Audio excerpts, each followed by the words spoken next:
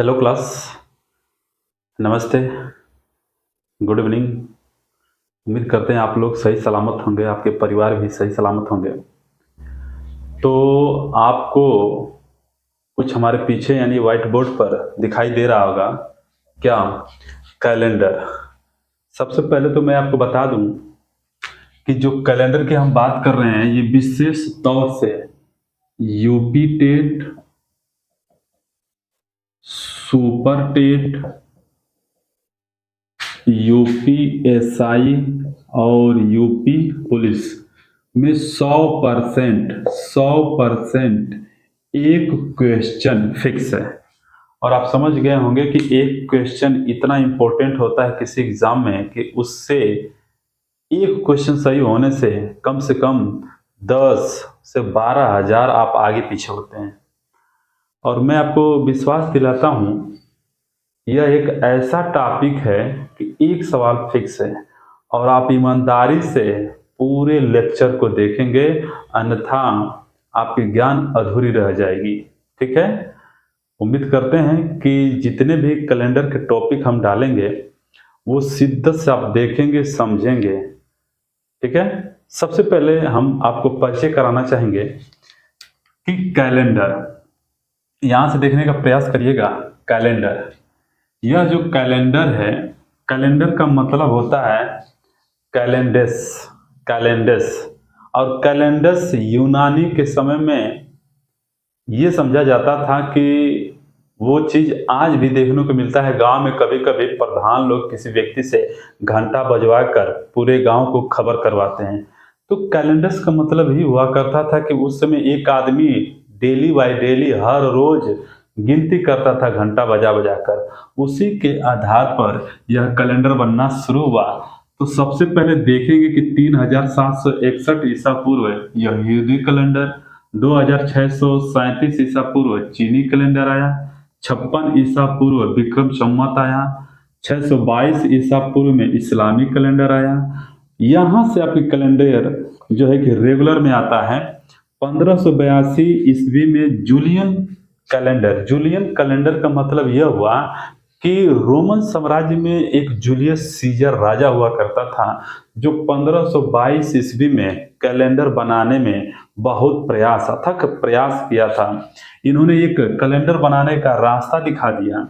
इसके बाद देखेंगे कि 1752 ईस्वी इतना इंपॉर्टेंट है कि इसी में कैथोलिक देश के ग्रेगरी महोदय, देख रहे हैं यहाँ पर मैंने नाम लिखा है ग्रेगरी महोदय, ग्रेगेरियन कैलेंडर जिसको बोला जाता है। 1752 ईस्वी में कैथोलिक देश के ग्रेगेरियन कैलेंडर आविष्कार हुआ जो आज तक 1949 ईस्वी में चीन से लेकर तथा अमेरिका समेत जितने भी उपनिवेशक राज्य हैं, जितने देश हैं, सब के सब आज के डेट में 1752 का ही कैलेंडर का प्रयोग कर रहा है। और 1752 कैलेंडर का मतलब कौन से कैलेंडर का? ग्रेगरी कैलेंडर का, ग्रेगेरियन कैलेंडर का, जिसका खोज किसने किया था? मूल रूप से ग्रेगेरियन जी को जाता है क्योंकि इन्होंने बहुत सुधार किया था। तो आइए अब हम कैलेंडर के बारे में शुरुआत करते हैं। देखिए, हम फिर से आपसे रिक्वेस्ट कर रहे हैं कि एक बार मौका दीजिए कैलेंडर समझाने का, और एक बार शिद्दत से तन मन धन से कैलेंडर को मेरे बताया गया, पढ़ाया गया जब टॉपिक को ध्यान से देख लेंगे, समझ लेंगे, तो मैं गारंटी देता हूं कि एक भी सवाल आपका छूटेगा नहीं और बहुत ही कम समय में आप सवाल को करेंगे। लेकिन इसके लिए लास्ट तक बने रहना है, अन्यथा आप जा सकते हैं। और यह बात याद रखिएगा, कभी भी आपको आधा अधूरा ज्ञान नहीं लेना है। ठीक है। तो बहुत सारे ने कैलेंडर पढ़ाया है, बहुत सारे टीचर है, लेकिन मैं कहता हूं कि बस एक बार हमसे पढ़कर देखिए और एक बार मैं पढ़ाने का प्रयास कर रहा हूं। ठीक है। उम्मीद करते हैं कि आप ये काम करेंगे। ठीक है। आइए शुरुआत करते हैं। तो आइए अब स्टार्ट किया जाए। एकदम जीरो से हीरो लेवल तक हम आपको बताने वाले हैं, ध्यान से समझने का प्रयास करिएगा। देखिए, सबसे पहले ग्रेगरी महोदय, सबसे पहले ग्रेगरी महोदय ने भूगोल का अध्ययन किया। किनका अध्ययन? भूगोल का अध्ययन, भूगोल का उन्होंने अध्ययन किया और उन्होंने देखा क्या कि एक एक सौरमान, यानी कि उन्होंने देखा एक सौरमान, यानी भूगोल में उन्होंने ये पढ़ा कि एक सौरमान का मतलब क्या होता है। यहां पर हम लिख देते हैं, उन्होंने ये पढ़ा कि एक सौरमान का मतलब क्या होता है। 365 दिन 5 घंटे 48 मिनट और 47.5 सेकेंड।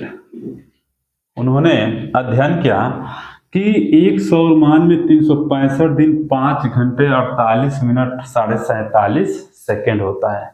ग्रेगरी महोदय को कैलेंडर बनाना है तो उन्होंने भूगोल का ही अध्ययन किया और सबसे पहले भूगोल का ही सहारा लिया। और भूगोल में बहुत सारे वैज्ञानिक, जेम्स ज्वारी महोदय, वार्डिला ब्लास, कुमारी सैंपल, ऐसे बहुत सारे भूगोलवेत्ताओं ने इस तरह से पहले से ही दिन सप्ताह बनाकर चले गए थे। बस इसको सही रूप में लेकर आना था और इसी को सही रूप में लाने के लिए ग्रेगरी महोदय ने अथक प्रयास किए और फाइनली कैलेंडर का निर्माण किया। उन्होंने ध्यान से देखेंगे कि यदि इसको कैलेंडर बनाना है तो कैसे उन्होंने कैलेंडर बनाया, आप देख सकते हैं कि इसको 2 पार्टों में उन्होंने बांट दिया। 2 पार्ट में सबसे पहले यहां पर उन्होंने 365 दिन है तो 365 दिन को ही उन्होंने कहा कि यह 1 साल होगा। यह क्या होगा, 1 साल का मतलब 1 वर्ष, 1 वर्ष होगा। और 1 वर्ष 365 दिन को उन्होंने बोला तो इसका नाम उन्होंने दिया, तब यह क्या होगा, एक साधारण वर्ष होगा। यानी एक साधारण वर्ष में कितने दिन, 365 दिन, जिसमें उन्होंने फरवरी को 28 दिन लिया। याद रखिएगा, उन्होंने भूगोल का अध्ययन किया था और भूगोल सारे सब्जेक्ट का पिता होता है। उन्होंने भूगोल का अध्ययन किया था और भूगोल में हमारे भूगोलवेत्ताओं ने फरवरी को 28 दिन माना है। ये ग्रेगरी महोदय नहीं मानते हैं, ठीक है, लेकिन भूगोल में लिखा गया है फरवरी कितना है, 28 दिन का। ये क्यों होता है, ये भूगोलवेत्ता ही बता सकते हैं, राइट। अब यहाँ पर ध्यान से समझने का प्रयास करिएगा कि एक साधारण वर्ष में 365 दिन और इसी साधारण वर्ष में जो फरवरी का महीना होगा वो 28 दिन का होगा। यह पूरा यहाँ तक रह गया। अब उनको सबसे इम्पोर्टेंट ये जो आपको दिखाई दे रहा है 5 घंटे 48 मिनट 47.5 सेकेंड, इसको अपने रूप में लेकर आना था कैलेंडर के रूप में। तो ध्यान से देख सकते हैं कि यह 5 घंटा, यह 48 मिनट है और यह 47.5 सेकेंड है। तो 48 मिनट देखेंगे कि नियर अबाउट 60 मिनट कंप्लीट होने में सिर्फ 12 मिनट है, यानी कि 12 मिनट उन्होंने इसको मान लिया।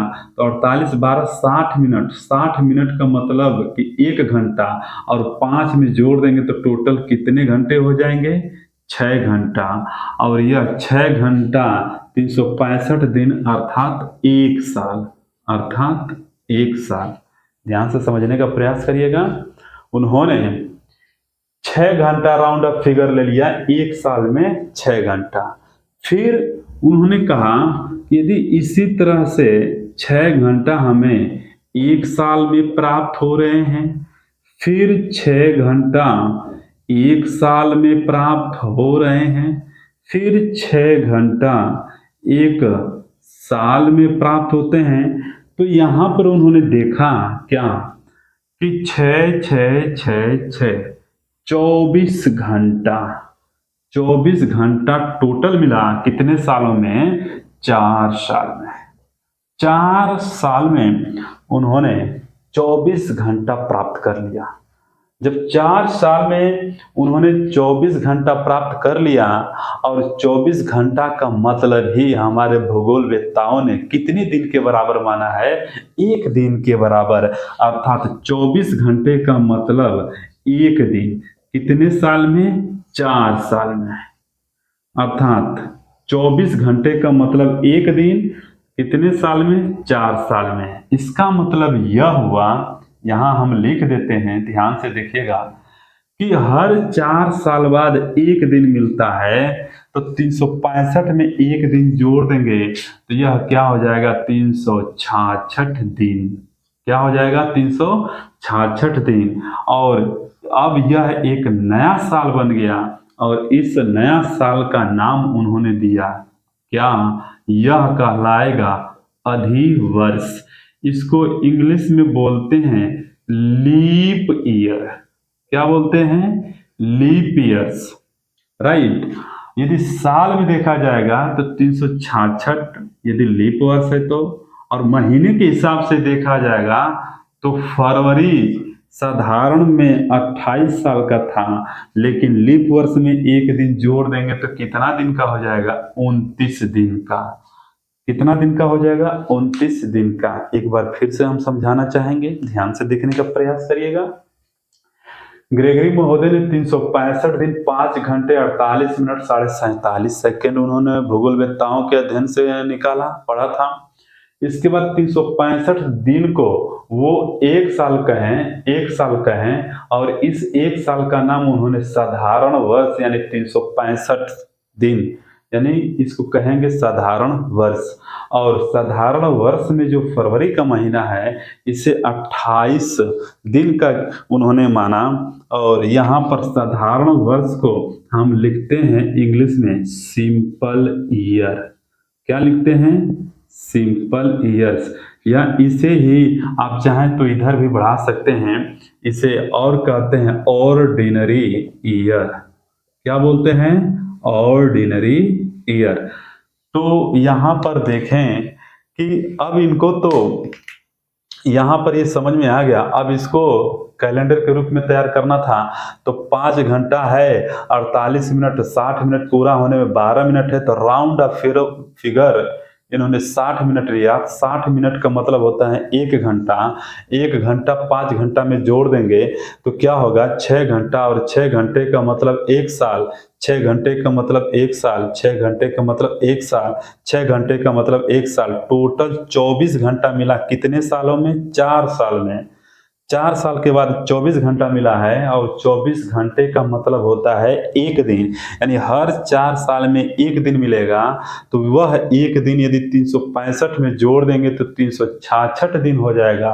और 366 दिन का उन्होंने नाम बदल कर लिख दिया। इसे क्या कहेंगे? अधिवर्ष। क्या कहेंगे? अधिवर्ष। अधिवर्ष को इंग्लिश में क्या कहते हैं? Leap years. और साल में देखा जाए कि यदि कोई लीप वर्ष होगा तो दिन कितने होंगे? 366 दिन। लेकिन फरवरी का क्या होगा? यह 1 दिन 28 में जुड़ जाएगा, तो फरवरी कितने दिन का होगा? 29 दिन का। आराम से नोट्स कर लीजिए, मैं हट जाता हूं। तो आपने देखा कि किस तरह से एक साधारण वर्ष लीप वर्ष में कन्वर्ट हो रहा है, राइट। तो अभी आपने कहा कि लीप वर्ष लिखेंगे। लीप वर्ष कितने दिन का होगा? 366 दिन का, जिसमें फरवरी का महीना कितने दिन का होगा? 29 दिन का। और यहाँ पर देखेंगे साधारण वर्ष कितने दिन का होगा? 365 दिन का। और फरवरी का महीना इसमें कितने दिन का होगा? 28 दिन का। अब यहाँ पे एक नोट्स बना के लिखेंगे। एक नोट्स, पहला क्या नोट्स लिखना है, समझने का प्रयास करिएगा कि लीप वर्ष जो 366 दिन हुआ है, वह हर 4 साल के बाद 1 दिन अतिरिक्त मिलने की वजह से हुआ है। तो इसका मतलब ये हुआ कि नोट्स में हम लिखेंगे कि हर 4 साल बाद लीप वर्ष अर्थात अधिवर्ष, हर 4 साल बाद लीप वर्ष, हर 4 साल बाद लीप वर्ष आता है। यदि एक लीप वर्ष होगा तो एक दिन होगा। कितने दिन मिलेंगे? एक दिन। यदि 2 लीप वर्ष होगा तो कितने दिन? 2 दिन। उम्मीद करते हैं बात को समझ पा रहे होंगे। दूसरा पॉइंट, हम कैसे चेक करेंगे कि कोई भी साल लीप वर्ष है या नहीं, और हर 4 साल बाद एक लीप वर्ष आता है। इसलिए हम क्या करेंगे कि वर्ष को हम 4 से भाग करके लीप वर्ष प्राप्त कर लेते हैं। यहां पर हम दिखाना चाहेंगे, वर्ष को 4 से भाग करके लीप वर्ष प्राप्त कर लेते हैं। क्यों 4 से भाग करेंगे? क्योंकि हर 4 साल के बाद लीप वर्ष आता है, इसलिए हम 4 से भाग करेंगे। उम्मीद कर रहे हैं कि आप समझ पा रहे हैं और लिख भी रहे हैं। ठीक है, ध्यान से देखने का प्रयास करिए। जैसे हमने ये कहा कि 2016, क्या यह लीप वर्ष है? तो आप क्या करेंगे? चेक करने के लिए 4 से भाग करेंगे। 4 के भाग का मतलब ये होता है कि 4 का विभाजकता का नियम कहता है कि किसी भी संख्या का अंतिम 2 अंक में यदि 4 से भाग जाएगा तो वह निश्चित ही संख्या 4 से पूरी विभाजित हो जाएगी। तो 2016 में अंतिम 2 अंक क्या है बताइए? 16, और 16 4 से पूरा कैंसिल होता है, पूरा कैंसिल होता है। इसका मतलब जब पूरा भाग चला जाएगा, यह कैसा साल होगा? Leap years. क्या होगा? Leap years. यदि यहां पर देखेंगे 2000 मान लीजिए 20 को 4 से भाग करेंगे तो ये 20 4 से कट जाएगा, तो कैसा होगा? ये लीप ईयर्स। लेकिन यही 2017 को यदि आप 4 से भाग करेंगे तो जरा बताइए, 17 क्या 4 से कटेगा? नहीं, तो यह लीप वर्ष नहीं होगा। लेकिन कैसा साल होगा? तो 2 ही साल होते हैं, एक साधारण वर्ष और एक होता है लीप वर्ष। जब 4 से भाग लगेगा तो लीप वर्ष, और जब 4 से भाग नहीं लगेगा तो साधारण वर्ष। तो यह कैसा हो जाएगा? यह ऑर्डिनरी ईयर हो जाएगा। कौन सा ईयर? Ordinary year. तो ऑर्डिनरी ईयर्स का मतलब होता है साधारण वर्ष। तो यहाँ पर जल्दी से नोट कर लीजिए, आगे बढ़ते हैं। कुछ कैलेंडर के बारे में हमें जानकारी लेना बहुत जरूरी होगा उसके बारे में, क्योंकि कैलेंडर 3 प्रकार से पढ़ाया जाता है। उस तीनों में से मात्र एक प्रकार के, अब तक मेरे अध्ययन में मात्र एक प्रकार का जो टाइप है वो सबसे बेस्ट होता है, वो होता है विषम दिन। आप कोडिंग मेथड से कैलेंडर लगाए होंगे और इसको भी आप लगाइएगा। यदि आप दोनों में तुलना करके देखेंगे तो जिस मेथड का हम प्रयोग करने वाले हैं उसे विषम दिन कहते हैं। मात्र 10 सेकेंड में आपका आंसर मिल जाएगा। लेकिन उसके लिए अभी मैंने स्टार्ट किया है, बैकग्राउंड बना रहा हूं। इसके लिए उस बैकग्राउंड, उस बेस को हमेशा रिवीजन करिए, पढ़िए, लिखिए, सब क्लियर हो जाएगा। ध्यान से देखने का प्रयास करिएगा। आप हेडिंग डालेंगे 30 तारीख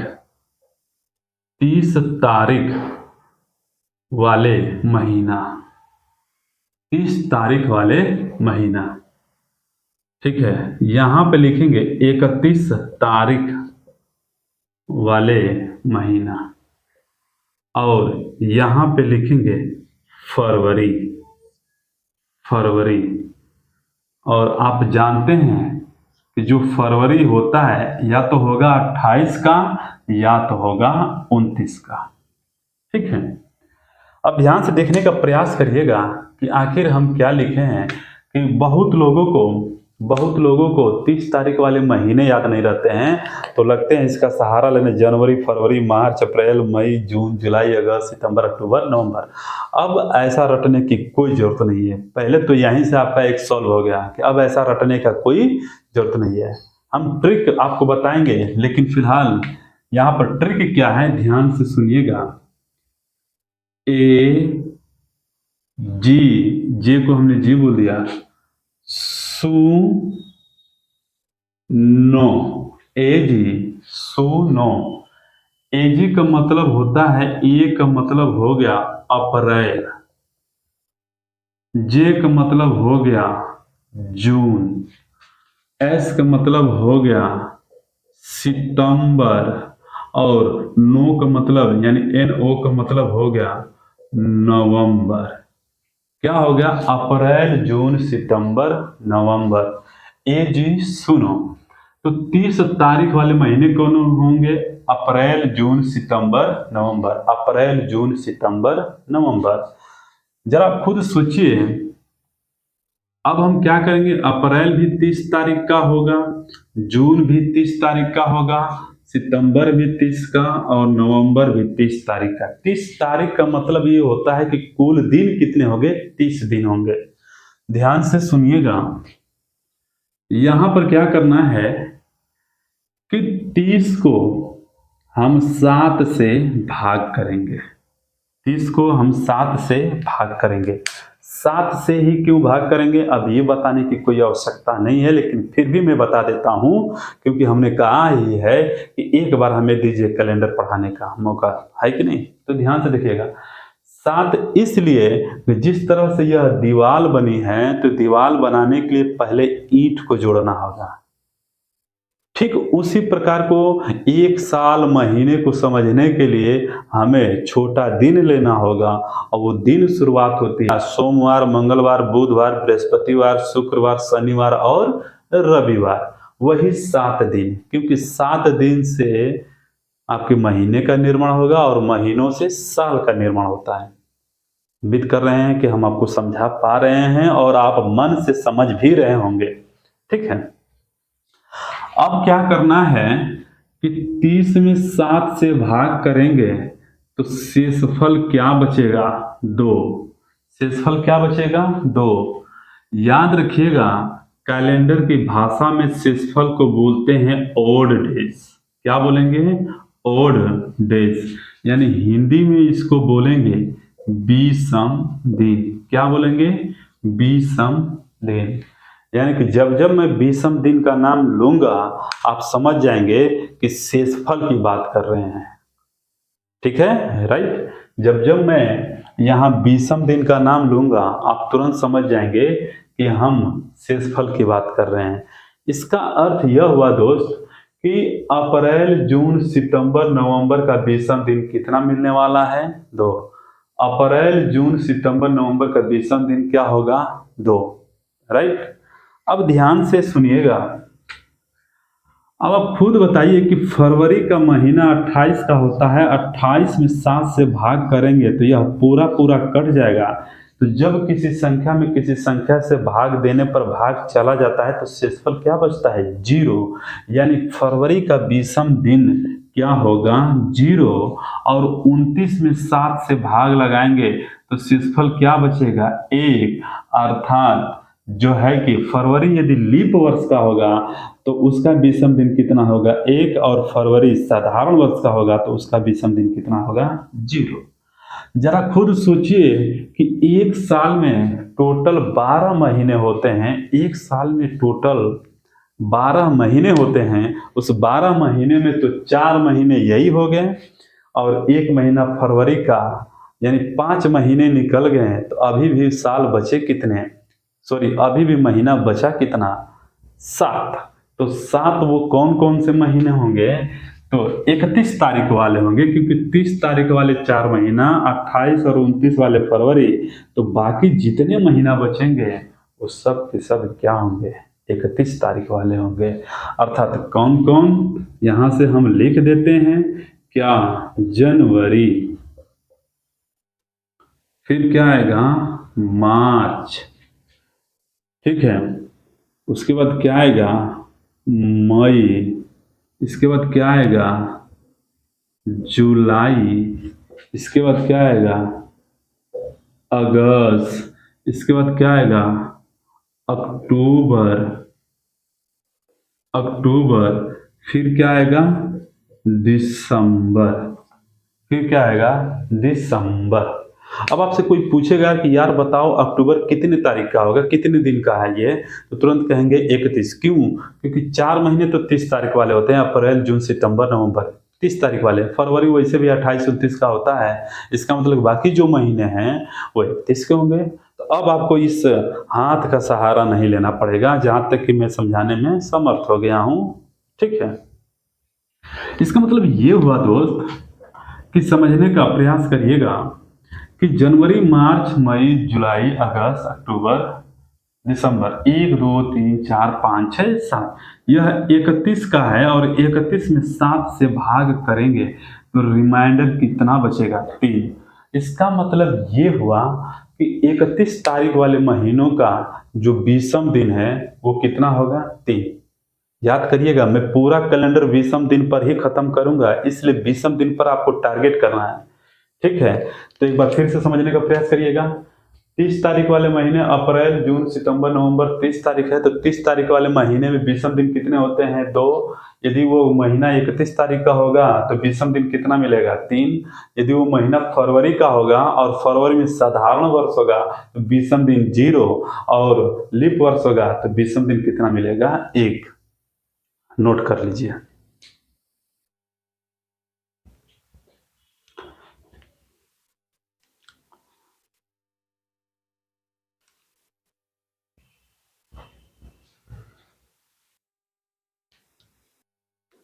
एक बात हमेशा ध्यान में रख कर चलिएगा, ऑनलाइन टीचिंग आने से सबसे बड़ा फायदा विद्यार्थी को मिला है कि अच्छे टीचर से बहुत ही कम रुपए में यानी कम पैसे में पढ़ने का मौका मिल गया।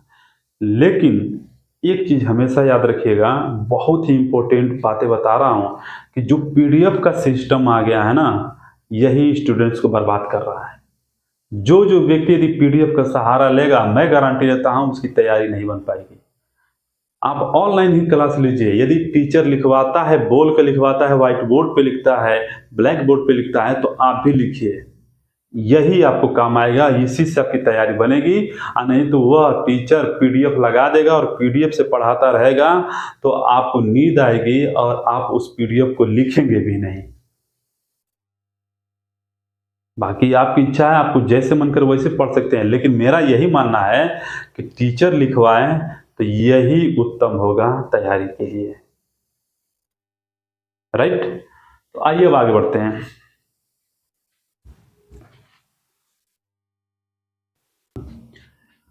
यहां पर अब हम बात करेंगे कि यदि अधिवर्ष होगा, अधिवर्ष का मतलब लीप वर्ष होगा तो कितने दिन होगा 366 दिन। यदि आप इस 366 दिन में 7 से भाग करते हैं तो इसका शेषफल प्राप्त होता है 2। यानी आप ये कह सकते हैं कि अधिवर्ष का 20वां दिन कितना होगा 2। अधिवर्ष का 20वां दिन कितना होगा 2। और यहां से कह सकते हैं कि साधारण वर्ष का जो कि 20वां दिन निकालेंगे तो एक साधारण वर्ष कितने दिन का 365 दिन का 7 से भाग करेंगे तो रिमाइंडर कितना मिलेगा, सॉरी 2 नहीं, रिमाइंडर 1। यानी कि एक साधारण वर्ष में 20वां दिन कितने मिलेंगे 1। 20वां दिन कितने मिलेंगे 1। एक साधारण वर्ष में 20वां दिन कितना होगा 1। और एक लीप वर्ष अर्थात अधिवर्ष में 20वां दिन कितना होगा 2। तो फिर से एक बार मैं रिवीजन करता हूं कि 30 तारीख वाले महीने में विषम दिन की संख्या 2 होती है, 31 तारीख वाले महीने में विषम दिन की संख्या 3 होती है, और फरवरी का महीना होगा तो साधारण होगा तो विषम दिन 0, और लीप वर्ष का होगा फरवरी तो विषम दिन की संख्या 1। यदि लीप वर्ष होगा तो इसमें साल में विषम दिन की संख्या 2 और साधारण वर्ष का होगा तो विषम दिन की संख्या कितना होगा 1। हम इसी विषम दिन पे पूरा कैलेंडर खत्म करेंगे, लेकिन फिलहाल अभी ये सब नोट्स इसलिए करवा रहे हैं कि इसके रूप में भली भांति आप परिचय हो जाए ताकि कैलकुलेशन करने में सुविधा हो। राइट, अब आइए आगे बढ़ते हैं। जब ये क्लियर हो जाता है तो यहीं से सवाल बनना शुरू हो जाता है। सवाल क्या है मैं यहां पर लिख देता हूं, तो आइए अब सवाल को लिखा जाए। यहीं से आपका सवाल स्टार्ट हो जाता है। सबसे पहले क्वेश्चन नंबर 1 लिखिएगा। एक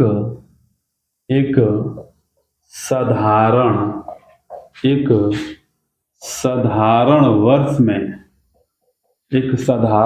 वर्ष में ऐसे कितने दिन, एक साधारण वर्ष में ऐसे कितने दिन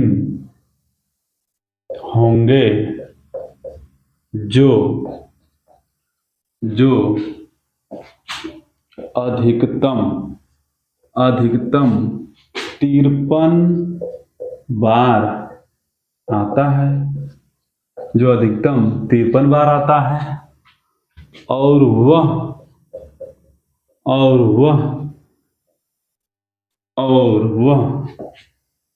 कौन सा दिन होता है, और वह कौन सा दिन होता है। साथ साथ में लिखते रहिएगा। एक साधारण वर्ष में ऐसे कितने दिन होंगे जो अधिकतम 53 बार आता है, और वह कौन सा दिन होगा। तो आइए सबसे पहले आपको समझाने के लिए यहां पर हम लिखना चाहेंगे कि हमने लिया है साधारण वर्ष। तो यहां पर साधारण वर्ष कोई भी ले सकते हैं। अच्छा, ध्यान से देखने का प्रयास करिएगा कि चाहे साधारण वर्ष हो चाहे लीप वर्ष हो, स्टार्ट तो जनवरी से ही होगा। कहां से स्टार्ट होगा? जनवरी से। तो यहां पर क्या है? साधारण वर्ष है। तो साधारण वर्ष हम मान लेते हैं कि कोई भी एक साल को हम एज्यूम कर लेते हैं। जैसे मान लीजिए कि हमने कहा कि 1 जनवरी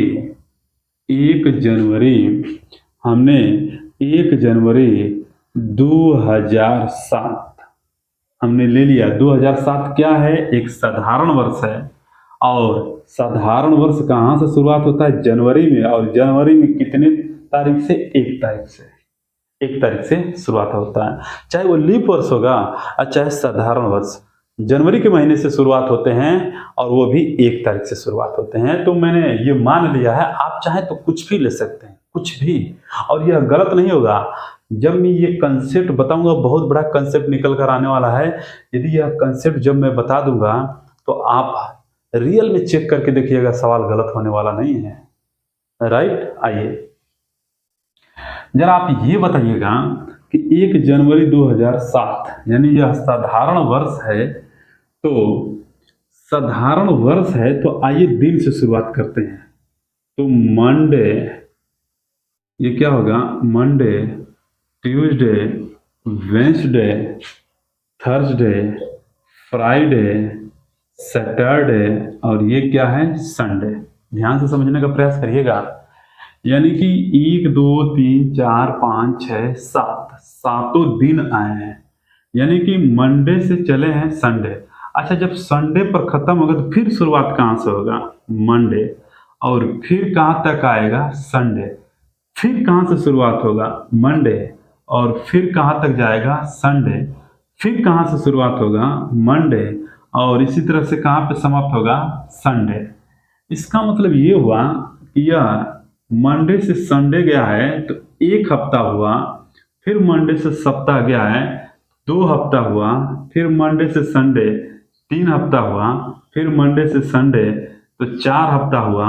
अब ध्यान से सुनिएगा, यह 1 जनवरी 2007 साधारण वर्ष है। तो एक साधारण वर्ष में टोटल कितने दिन? 365 दिन।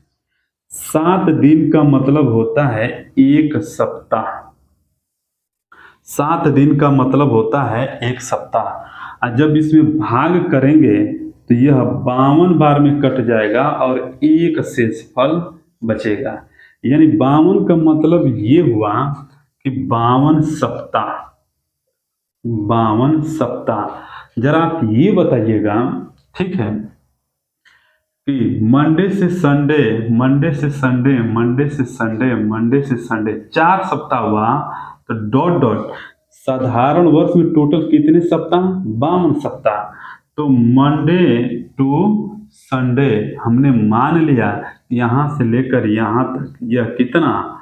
52 सप्ताह।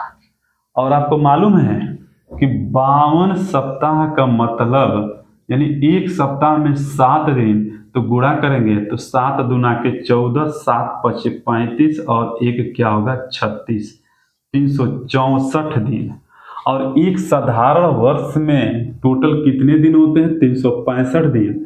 जबकि 52 सप्ताह में 364 दिन, यानी पूरा पूरा दिन यहाँ पर खत्म हो गया। तो एक दिन बच रहा है, यानी 364 दिन खत्म हो गया तो एक दिन बच रहा है। तो जरा बताइए, संडे पर खत्म हुआ तो स्टार्ट कहाँ से होगा? मंडे। यानी कि 52 सप्ताह में 364 दिन और एक दिन यहाँ पर लिख देंगे तो टोटल कितना हो जाएगा? 52। और यह सप्ताह जो जाएगा यह 53वां सप्ताह होगा। यह कौन सा सप्ताह होगा? 53वां सप्ताह होगा। उम्मीद करते हैं ये आप समझ पा रहे होंगे। एक बार फिर से ध्यान से देख लीजिए, मैं फिर से समझाने का प्रयास करता हूं क्योंकि बहुत बड़ा इससे रिजल्ट निकल कर आएगा। तो अब ध्यान से देखने का प्रयास करिएगा कि एक साधारण वर्ष में ऐसे कितने दिन होंगे। ध्यान से सुनिएगा, कोई भी दिन, 7 दिन हर एक हफ्ता में एक बार आएंगे। ऐसा नहीं है कि एक सप्ताह में संडे 2 बार आता है, नहीं, एक बार ही आएगा। यानी कि मंडे टू संडे, पहला सप्ताह में मंडे एक बार आया है, सभी के सभी एक बार आए हैं। दूसरे सप्ताह में भी एक एक बार आएंगे, तीसरे सप्ताह में भी एक एक बार आएंगे, चौथे सप्ताह में भी एक एक बार आएंगे और 52 सप्ताह में सभी दिन एक एक बार आएंगे। यानी कि सभी दिन एक साल में 52 बार आएंगे। एक साल में 52 बार आएंगे। और जब एक साल में 52 बार आएंगे तो 53वां सप्ताह में देखेंगे कि यहाँ पर मंडे है, तो इसका साधारण वर्ष में ऐसे कितने दिन होंगे जो अधिकतम 53 बार आता है? तो ऐसा एक दिन होता है, कोई ना कोई एक दिन होगा जो कि 53 बार आएगा। अच्छा, वह कौन सा दिन होता है? जिस साल का पहला दिन होता है वही साल का यह अंतिम दिन है। जरा बताइएगा दोस्त, मंडे पर खत्म हुआ है तो 364 और ये 365 दिन पूरा पूरा खत्म हुआ है, तो यह क्या हो गया? अंतिम दिन। और अंतिम दिन क्या होता है? 31 दिसंबर। ये 2007 है तो 2007 का अंतिम दिन क्या होगा? 31 दिसंबर। और यह क्या है? 1 जनवरी 2007। तो मंडे क्या है? पहला दिन। यानी इससे ये निष्कर्ष निकला, ध्यान से सुनिएगा, इससे ये निष्कर्ष निकला कि किसी भी साधारण वर्ष का प्रथम दिन यदि मंडे है तो अंतिम दिन क्या है? ये भी मंडे। यानी किसी भी साधारण वर्ष का प्रथम दिन और अंतिम दिन क्या होता है? समान होता है।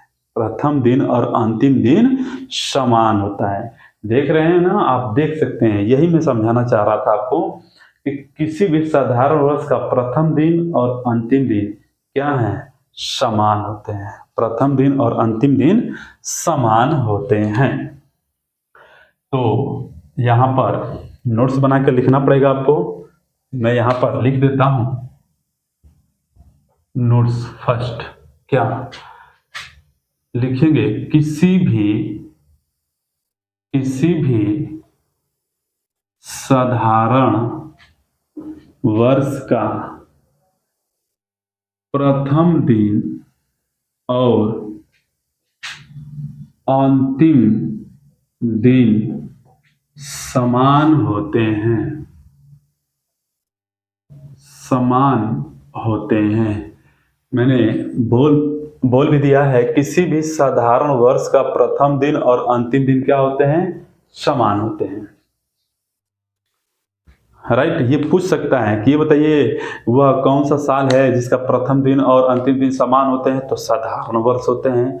आपसे पूछ सकता है कि एक साधारण वर्ष में ऐसे कितने दिन होते हैं जो अधिकतम 53 बार आता है, तो अधिकतम एक ही दिन होगा जो अधिकतम 53 बार होगा।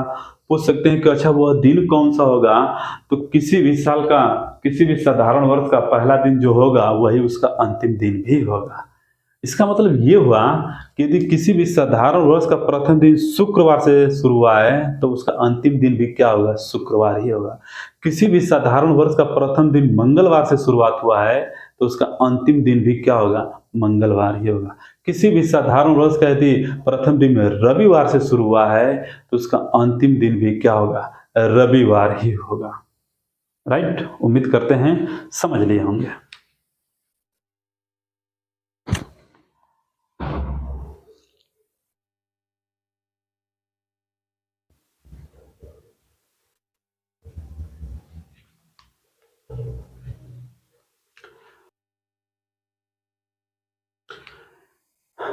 अब ध्यान से सुनिएगा कि यह पहला पॉइंट है, अब हम यहाँ पे लिखेंगे दूसरा पॉइंट।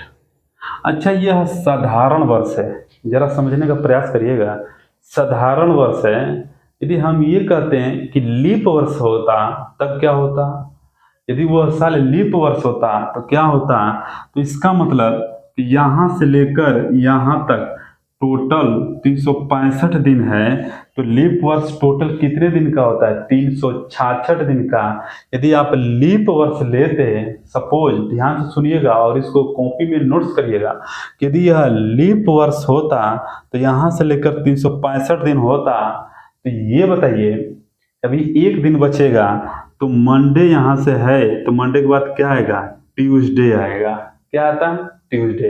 अब देखिए मंडे से मंडे तक 364 प्लस एक दिन 365 दिन हो गया।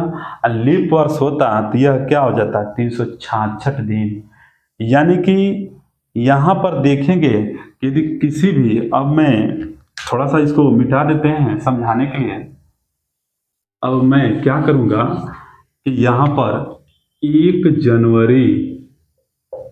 जनवरी 2004 लिया, और यहाँ पर अब हम क्या करेंगे कि ले लेते हैं 31 दिसंबर 2004। अब ध्यान से देख लीजिएगा, पूरा ही इसको मिटा कर लिख देते हैं। यह लीप वर्ष है तो 366 दिन को यदि 7 से भाग करेंगे तो शेषफल कितना आएगा, 2। यानी कि 52, 366 में 2 से भाग करेंगे, 7 से भाग करेंगे तो 52 सप्ताह आएगा। 52 सप्ताह का मतलब 364 दिन।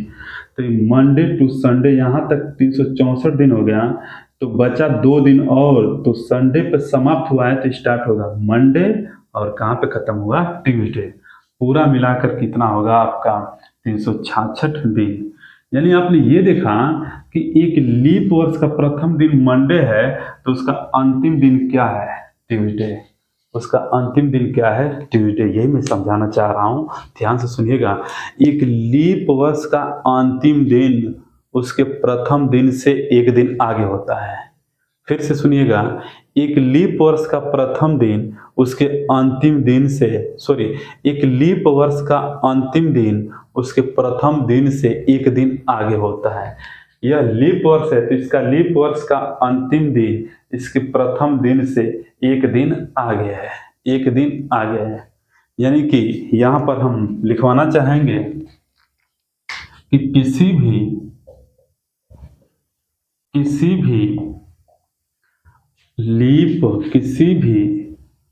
लीप वर्ष का अंतिम दिन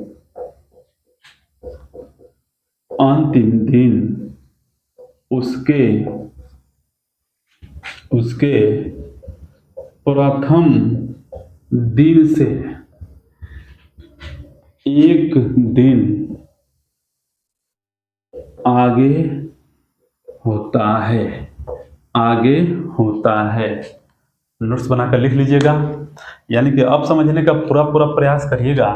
यदि 1 जनवरी 2004 का प्रथम दिन सोमवार है तो उसका अंतिम दिन क्या होगा? सोमवार से एक दिन आगे मंगलवार। यानी कि इसका अर्थ यह हुआ कि यदि किसी भी लीप वर्ष का यदि प्रथम दिन शुक्रवार है तो उसका अंतिम दिन क्या होगा? शुक्रवार से अगला यानी कि शनिवार होगा। राइट, उम्मीद करते हैं कि इस चीज को आप समझ पा रहे हैं। यदि लीप वर्ष का प्रथम दिन यदि बुधवार है तो उसका अंतिम दिन क्या होगा? बृहस्पतिवार। तो आज की क्लास यहीं तक रहेगा। उम्मीद करते हैं कि मैं आपको समझाने में समर्थ हूँ, सफल हूँ। और एक चीज़ हमेशा याद रखिएगा, आप अपने अंदर यदि कोई भी व्यक्ति नाकाम है, आज की डेट में सक्सेस नहीं है, तो कोई ना कोई उसके अंदर कमी है। किसी न किसी क्षेत्र में कमी के कारण ही सक्सेस नहीं होता है। उस कमी को देखना है, उस कमी को दूर करना है और कभी भी आधा अधूरा ज्ञान नहीं लेना है। मैं भी लिख रहा हूँ तो आप भी नोट्स बनाइए। यह कैलेंडर का पूरा टॉपिक बीतने के बाद बहुत सारे क्वेश्चन में करा दूंगा, एक भी सवाल आपका इधर उधर होने वाला नहीं है। ठीक है, मैं पूरा कंसेप्ट डालूंगा। राइट, तो उम्मीद करते हैं कि यह कैलेंडर आज समझ में आया होगा और आप इस तरीके से नोट्स बनाइए कि आप हमसे भी बेहतर पढ़ा सकें। मुझे बहुत खुशी होगी कि आप हमसे भी बेहतर पढ़ा सकें। ऐसा जानकारी रखिए और कम से कम 5 बार रिवीजन करना है। पूरे कंसेप्ट खत्म करने के बाद 5 बार रिवीजन करना है। कैलेंडर का माइंड में सेट कर लेना है कि जैसे ही सवाल को देखा मात्र 10 सेकंड में आपको हल करके निकल जाना है। राइट, चलिए आज की क्लास यहीं तक, कल मिलते हैं आप लोग से। Okay, thank you so much, God bless you.